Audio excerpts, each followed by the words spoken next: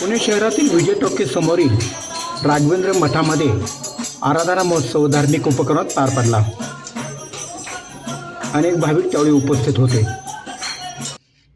पुणे शहरातील डेक्कन विभागातील सुकांत हॉटेलमध्ये एका पत्रकाराच्या वाढदिवसानिमित्त प्रीतिभोजन देण्यात आलं. त्याबद्दल त्यांचे धन्यवाद. तरुण भारतला आमची सदिच्छा भेट. ज्ञानेश्वर बहादुर चौकामध्ये वाहतुकीचे नियम पाळावेत आणि वाहतूक सुरळीत व्हावी म्हणून बराक लावण्यात आले.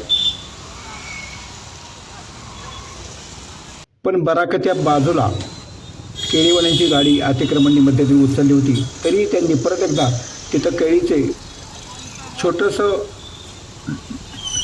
स्टॉल सुरू केलेलं आहे. परत एकदा अतिक्रमणाची कारवाई व्हावी अशी इच्छा आहे. बालगंधर्व चौकामध्ये पावसाने धुमाकूळ घातला. त्यावेळेस बंदोबस्तला आलेल्या पोलिसांनी सुद्धा बालगंधर्व कला दालनातील या छताचा आसरा म्हणून उपयोग केला.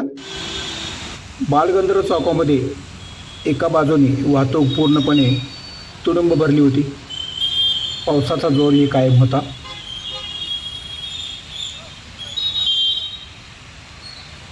नागरिकांची त्यावेळी धावपळ झाली. दिवसभर पाऊस लागूनच होता.